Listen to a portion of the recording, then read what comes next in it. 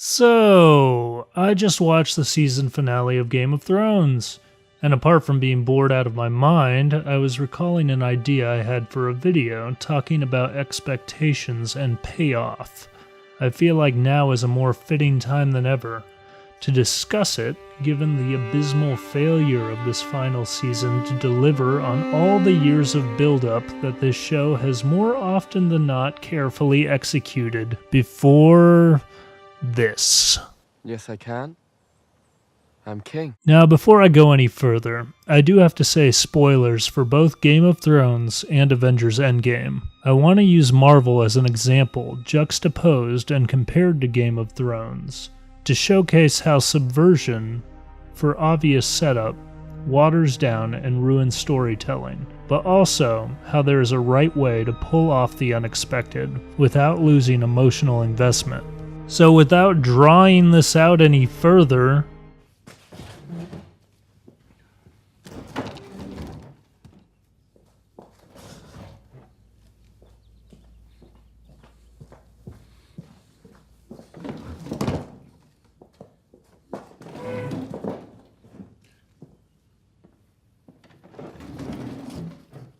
let's get started. Game of Thrones. It's been infamous for its stellar writing from the beginning. We've had great character arcs, schemes that led to dramatic shifts in power dynamics, and a looming threat that promises to unify humanity away from war and conflict against each other. It embraces showcasing the worst things people are willing to do to stay in control, and how fairy tale endings don't happen to characters just because they're in the right. The world of Game of Thrones is dark, and willing to kill main characters according to the realistic motives of opposing characters. This is all well and good, but unfortunately, as we see in many TV shows, trends can ruin a show. Season 7 may not have been the most carefully written season, but it laid the groundwork for breaking trends and giving a finality to the series that would emotionally pay off. Unfortunately, the writers thought it would be a good idea to pull a Rian Johnson on us and ignore everything leading up to this point in order to capstone the show in a way that felt like a really bad fanfiction. What made it feel this way, though? There were lots of unexpected turns and things we didn't want to happen in previous seasons. So, why does Season 8 feel superficial? Well, I would argue that it's because in previous seasons, things were happening to the characters to develop and change their motives. In Season 8, the things that happen are driven by the writer's desires to make the characters into things that they shouldn't be. Jon Snow has always been an active protagonist before this season. He learns from his mistakes, cares for others, and adheres to reason. Did you guys notice how at the end of Season 7, the relationship between Jon and Daenerys felt a bit forced and out of the blue? It kind of felt like a political tactic to further the goals of both characters, and in all honesty, I thought that's where the writers would take it. I assumed that Dany wanted all the control, and that Jon would realize immediately how his and her values didn't line up at all, and it would lead to a logical conflict of interest throughout the rest of the final season. Fuck that. We're gonna make Jon Snow the most passive man alive, who is blindly devoted to Dany despite all the red flags, and when confronted about it just responds with, "She's my queen." She's everyone's queen now. Come on, writers. Jon should know where blind faith leads you by this point. Instead of "you know nothing, Jon Snow," it should have been "you do nothing, Jon Snow." He literally does nothing productive the whole season. He sits on a wall with a dragon when thousands of soldiers need his help in the longest night. He leaves Sam to die. He doesn't confront the Night King despite that being built up as his destiny. He doesn't keep his identity a secret despite the fact that the man he respected most in life did this for decades. He just stands there while thousands of innocents are being slain around him in King's Landing.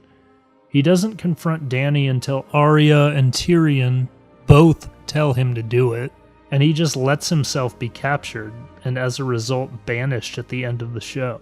This leads me to my point about Endgame.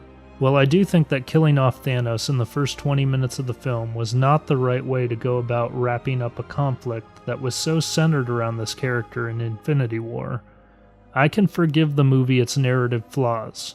Time travel convolution aside, this is because of a little thing called character consistency. Instead of a revenge plot, the Russo brothers had another idea. They decided to put these same characters into a situation of having to deal with the consequences of the previous film without the main villain being an obstacle to overcome. This dynamic feels shallow due to the fact that we literally had developed Thanos the movie a year before Endgame, but it allows us to shift focus on how would the characters we've developed for all these movies handle not being able to fix things the way that they planned on having to. It allowed for Tony to explore a new identity as a father, and that coming to terms with the harsh reality of finality is something everyone has to do. We have to put aside using magical MacGuffins to solve all our problems for a moment, and remember that these Avengers are real people who have to deal with real consequences. Even the second and third act of Endgame established that despite jumping into a world where you can go back in time and fix everything, there will still be progressive consequences that lead to finality. Characters may be thrust into a plot that is convoluted and full of holes, but Captain America is still fighting for what he has been developed over the course of the films to believe in. Black Widow is still selflessly sacrificing herself to help her friends win in the end. Thor is coming to terms with the loss he has experienced and becoming the person he chooses to be rather than who he was born to be, as we see hints of in Thor 2 with his mother dying, and Thor Ragnarok where his whole destiny gets blown up in one big, heated family conflict. Bruce Banner has conquered his identity issues as the Hulk. Hawkeye gets to move on from his life as a mercenary. And Tony Stark, finally with confidence, gets to say, I am Iron Man. Not in a way that the suit controls his identity anymore, but in a way that he is the man who will fight to the death to avenge that which he was in charge of protecting. Was it as impactful as fighting the same Thanos would have been? No, absolutely not. But the Avengers defending the timeline they fought so hard to create, and knowing the weight of failure, made for a satisfying conclusion, where the loss of major characters meant something and felt earned. Game of Thrones, they didn't have this in the final season. Characters were not true to who they have been built up to be. Tyrion, the man who has seen how power corrupts more than anyone, and who has called his own family out for being wrong, even under penalty of death, not to mention killing his own father, becomes a blind follower of a power-hungry queen. Poor Peter Dinklage. He had to give the most pretentious meta speech about good storytelling, obviously the writers patting themselves on the back, only to end with saying that Bran's story was the best story in this show. And who has a better story than Bran the Broken? Ha!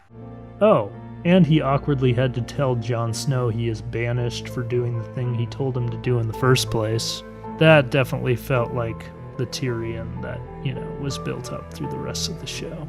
Poor Jaime. Despite all his seasons of change, and the perspective shifts, and the relationships that he's built that have been healthier than the ones that he used to have, he just went running back to his past, only to die in the arms of the person who f***ed his life up the most. Speaking of which, Cersei doesn't get the satisfying death she deserved, because Dany cares more about burning civilians. Arya gives up on being an assassin with several different faces. By the way, she didn't even use that skill in the whole last season. The Hound just lets her walk by him, and Jaime has learned nothing this whole damn show. I could go on about how Bronn no longer cares for his friends. Brienne just passively lets things happen to her now. Sam names his kid after the guy that left him to die, and not the guy that saved his life. Sansa never really gets a chance to be face-to-face with Dany, proving that she'll never give up power to an over-controlling tyrant. Grey Worm is just an asshole now. But one character I need to talk about is Daenerys. Peace-bringing, justice-oriented, be better than the things that have happened to you, mother of dragons, is now a bloodthirsty psychopath with no boundaries on what is good or evil. Don't get me wrong, I'm fine with her turning into this, but it wasn't built up enough. She goes crazy because the writers need her to, not because she has any good reason to. She is literally victorious and only has Cersei left to deal with, but recklessly chooses to burn any trace of the kingdom down. Just because Cersei is a bitch who killed her friends doesn't mean that you wouldn't treat the kingdom like any other of the ones you've liberated, Dany. You freed the slaves, that is one of your famous titles. And now you burn women and children being used as a shield by the real evil queen just to prove a point? This whole progression of events proves that the writers failed to grasp the point of the books. There's a looming threat against all of humankind, and while there are some assholes who get in the way of addressing that threat, most people are on board to drop their differences and fight death in favor of life. The story was leading all the way up to the point that life is more valuable than political wars. If the writers understood this, they would have addressed the fight for King's Landing first, and then had to deal with the White Walkers, all as human beings, not factions. There's a reason that the books are called A Song of Ice and Fire, and only the first book is called A Game of Thrones. The games for the throne were not the point. You can see that in the title of the books alone. Going back to Avengers. Could you imagine if the whole series, movie after movie, led up the same way as it did, just to have the superheroes fighting for control over the stones to get their own selfish wishes? No? That's stupid, you say? I agree, because the heroes have been established as heroes. The goal has always been to protect life and to avenge it when necessary, in order to secure a better future without evil douchebags trying to kill everyone. That's what the end of Endgame was.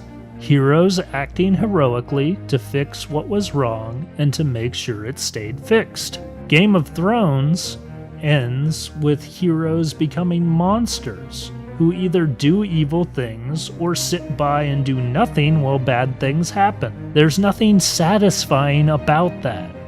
We want characters to grow and become better people, or at least have a believable reason to fall from grace and become the evil they were once fighting against. You can't believe that these characters would make these choices given their past choices leading up to this season. And that, more than anything, is why this ending sucks! I could excuse bad battle strategy, confusing editing, and inconsistent world building a lot easier if the characters remain the same characters they were in previous episodes.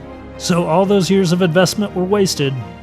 I guess we as a media-consuming culture can at least learn from this harsh lesson, that when writers get too much credit, it usually goes to their heads. Also, that working on a film project before knowing the end of the story usually doesn't end well. If you like this video, please subscribe and hit the bell to see what else is coming out in the future. Feel free to hit that like button if you feel it was deserved, and have a wonderful recovery period from this shock fest of a season.